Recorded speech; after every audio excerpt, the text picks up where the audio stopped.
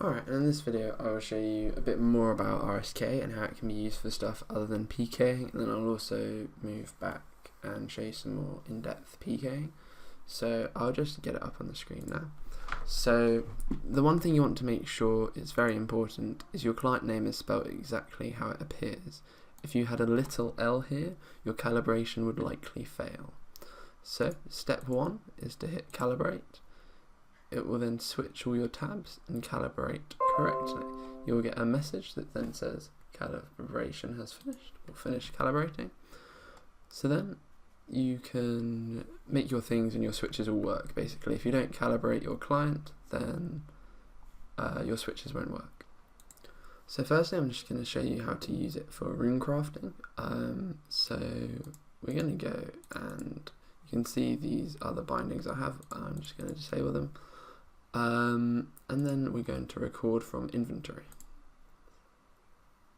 and we're going to call it RC for runecrafting, and then we're just going to click on 3 pouches that we have, and then we're going to hit record, and this is recorded. Now we go back to here and we want to bind actions, so we're going to click on presets, and we're just going to add runecrafting across. I'm going to save this to key number 1. So if for whatever reason anything doesn't work, just hit calibrate again, and then if I were to press 1 now, you'll see that it will click all of them for me. Now I can hit shift 1 and it will only click those 2. Now this is because it doesn't recognize the small pouch, because it has a 3 there, and a 3 in comparison to a 0 doesn't get picked up as a picture. So if this happens, what you want to do is you want to go back into RSK and you want to make a new one. So what you want to do is you want to scroll down and it will be click inventory slot. You want to add slot 2, 3, 4. We're going to bind this to key 2 and hit save. We're then just going to calibrate again, just for good measure. And then I'm going to press 2, and you'll see it will click those slots. Now if I press shift 2, it clicks them all. So that's a way how you can, if a picture changes slightly, you can use it on inventory slot and non-inventory slot to do what you'll need. Alright, so now what I'm going to do is I'm going to demonstrate you a few ways of dropping items on RuneScape. So the first way is going to be similar to the previous example, is going to be dropping iron ore by inventory. So in this case we want to do bind actions, and I'm just going to go into bindings and disable these ones because I don't want them. And so then in bindings we're going to go on to scroll down, click inventory slot. We're going to hit 1, 2, 3, 4, 5, 6, 7, 8. Then we're going to save that to key 2. Alright, so I just mined 10 iron ore to demonstrate. So in this particular case, we decided to click all the inventory slots, that was fine, but if we press 2 now, you'll see that it will just click on every one, and we don't want that. So we have 2 options. We'd either press shift on our keyboard and then 2,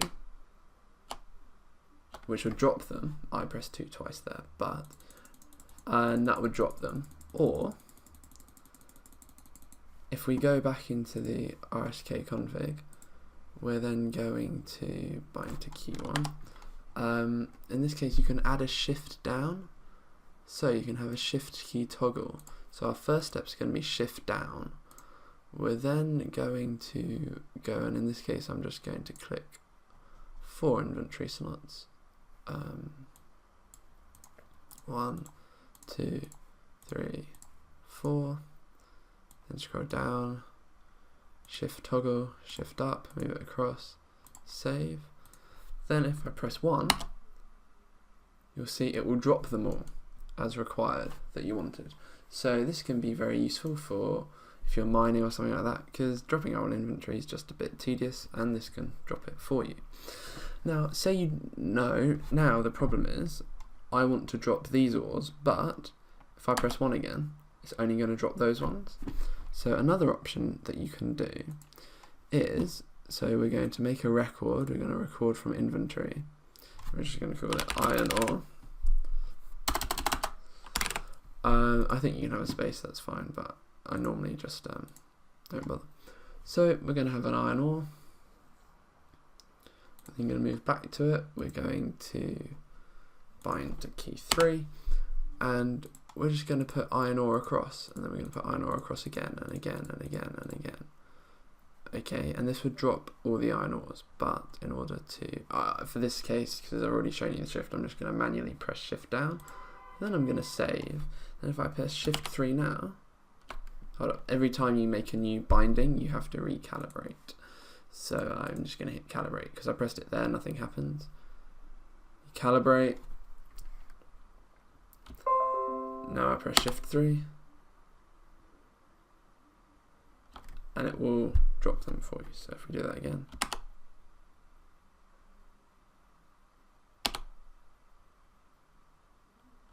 but you can see there that the timing is such that it doesn't register that the previous one has dropped.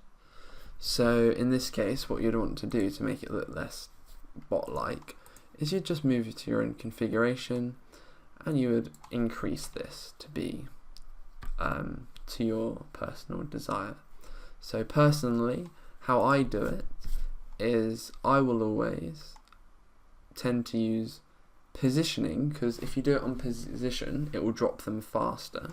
So I'll have one key, which will be, say, dropping tiles 1 to 8, and then I'll have another one, which, say I end up mining 10 ores, so I'll just demonstrate what I mean. So say there's 10 ores here, right? So I'm going to press 2, which is going to drop these 2, and then I can press 3, which will drop those ones, if that makes sense. So that's how it's a really useful way to being able to mine stuff and drop stuff like that.